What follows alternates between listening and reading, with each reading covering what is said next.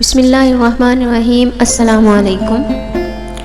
آئے آج ہم دیکھتے ہیں کہ خدا تلاش کرنے سے ملتا ہے یا اس کے لیے کوئی بہت دور دراز کا سفر کرنا پڑتا ہے۔ اگر سفر درکار ہے تو پھر کہاں جائیں جہاں سے ہمیں خدا مل جائے، جہاں سے ہمیں اپنا اللہ مل جائے، رب مل جائے؟ نہیں، ایسا کچھ نہیں ہے۔ خدا کو تلاش کرنے کے لیے دور دراز کا سفر درکار نہیں ہے۔ یہ آپ کو تاریک گوشے میں، بھرے بازار میں، ہر جگہ مل جاتا ہے۔ جب خدا کو پانے کی کیفیت طاری کر لیں تو ہر جانب ہمیں اسی کا عکس دکھائی دیتا ہے۔ اللہ کی رضا صرف تمنا اور خواہش سے نہیں ملتی، اس کے لیے دل مارنا پڑتا ہے، تھوڑی محنت کرنی پڑتی ہے۔ آنکھوں میں، دل میں، وجود میں نور داخل ہوگا تو اللہ ہمیں نظر آنا شروع ہو جائے گا۔ کوئی کتنا بھی گناہگار کیوں نہ ہو، اللہ اس کے لیے دعا کا راستہ کبھی بند نہیں کرتا۔ وہ اپنے بندے کو نوازنے سے نہیں رکتا۔ جو اللہ اپنے بجائے کسی دوسرے کو خدا بنا کر پوجنے والے پر بھی اپنے رحمتیں بند نہیں کرتا، تو وہ اپنے نام لیوا کے لیے دعا اور توبہ کا راستہ کیسے بند کر سکتا ہے؟ اسی لیے اپنی بڑی چھوٹی ہر غلطی پر توبہ کرتے رہو اور دعا کرتے رہو، دعا کا ہاتھ نہ چھوڑو۔ بے شک اللہ اپنے پاک بندوں سے بہت پیار کرتا ہے۔ وہ ہماری مرضی جانتا ہے، ہمارے دلوں کے بھید خوب جانتا ہے۔ وہ ہماری دعاؤں سے بخوبی واقف ہے۔ جو دعائیں ہم اپنے رب سے رو رو کر مانگ رہے ہیں، وہ رب جانتا ہے۔ جس چیز کے لیے ہم تڑپ رہے ہوتے ہیں، جس کی شدت ہمیں توڑ دیتی ہے، اور اللہ ہمیں بہتر سے بہترین کر کے نواز دیتا ہے۔ ہم نہیں جانتے، وہ جانتا ہے۔ وہ رب ہمیں بہتر نہیں بہترین نوازتا ہے۔ ہمارے لیے آگے کیا ہونا ہے وہ بہترین لکھاری ہے۔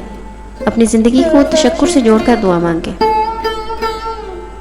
دعا کا دامن کبھی ہاتھ سے مت چھوڑے، خوشی میں، غمی میں، کبھی بھی۔ دعا کبھی رد بھی نہیں ہوتی۔ بے فکر رہیں، یہ وقت مشکل گزر جائے گا، اچھا وقت بھی ضرور آئے گا۔ بس دعا کرتے رہیں۔ صبر اور دعا کبھی رد نہیں ہوتی۔ انتظار کبھی رائے گا نہیں جاتا۔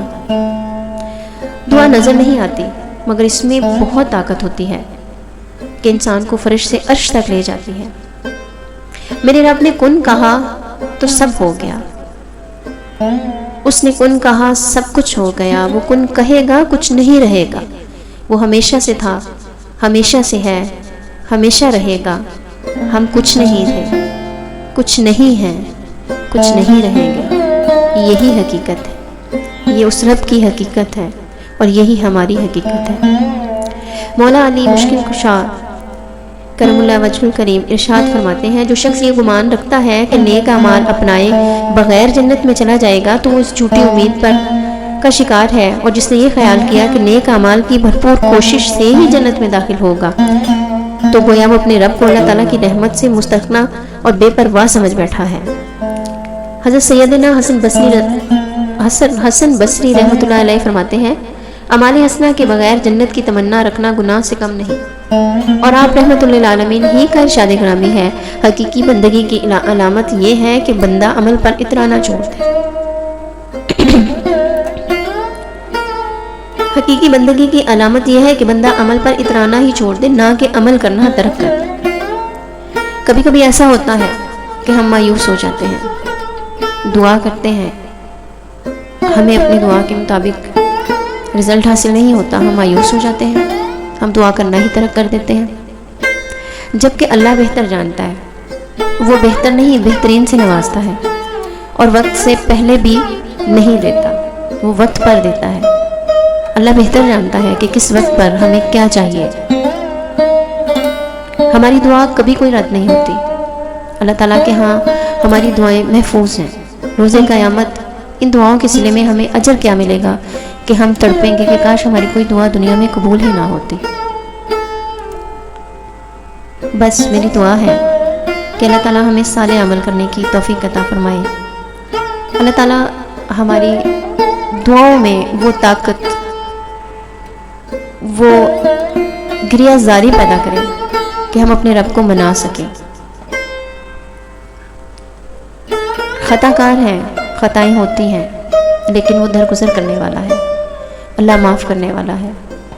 اللہ تعالیٰ سے گڑ گڑا کر عاجزی کے ساتھ سر سجدے میں رکھ کے ضرور دعا مانگے. دعا کبھی رائے گا نہیں جاتی.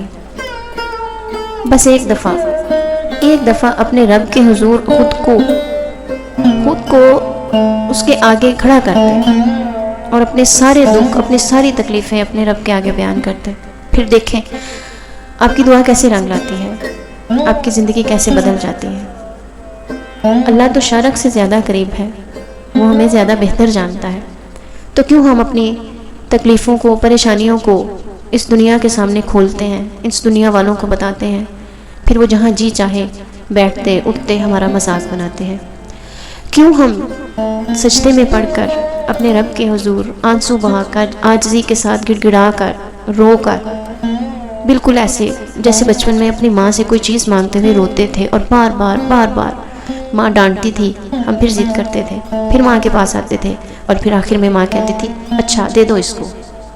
ہمارا رب بھی تو 70 ماؤں سے زیادہ پیار کرتا ہے نا. جب ہم اس سے گڑ گڑا کر، رو کر، عاجزی کے ساتھ مانگیں گے تو ہمیں کیوں نہیں نوازے گا. جس طرح ماں بہتر جانتی ہے کہ کس عمر میں ہمیں کون سا کھلونا چاہیے، کس سے ہمیں نقصان نہیں ہوگا. ہم بچپن میں تیزدھار آلہ مانگ لیں تو ماں ہمیں کبھی نہیں دیتی. ہم جلتا ہوا کوئلہ مانگیں تو کیا ماں ہمارے ہاتھ پہ رکھتی ہے؟ ہم تو بچپن میں مانگ رہے ہوتے نا، کیونکہ ہمیں پتہ نہیں ہوتا اس شدت کا، اس جلن کا. اسی طرح ہم کبھی کبھی اپنی خواہشات لے کر اللہ کے حضور چلے جاتے ہیں. یہ اللہ کو پتہ ہوتا ہے کہ اس نے ہمیں کس وقت کس چیز سے نوازنا ہے. سو اپنی دعائیں کبھی دعاؤں سے پیچھے نہ ہٹیں. اللہ کے حضور سر سجدے میں رکھ کر دعائیں کرتے رہیں، کیونکہ دعائیں رائے کا نہیں جاتی. اللہ مل جاتا ہے، بس تھوڑی سی محنت درکار ہوتی ہے. اس دنیا سے ہٹ کر اللہ کے حضور جب صبح سحری ہوتی ہے نا، تہجد کے وقت 2 نفل ادا کریں اور اپنی سارے دکھ، ساری تکلیفیں اللہ کے سامنے پیش کر دیں. بچیوں کے رشتے نہیں ہوتے، نوکری نہیں ملتی، دنیا نے ستا رکھا ہے، جو بھی تکلیف ہے بس اپنے رب کے آگے سجدے میں سر رکھ کر ایک دفعہ رو کر اپنے رب سے کہیں تو صحیح. پھر دیکھیں اللہ تعالیٰ ہمیں کیسے نوازتا ہے. اللہ تعالیٰ ہم سب کو عمل صالح کرنے کی توفیق عطا فرمائے. آمین ثم آمین یا رب العالمین. اللہ حافظ.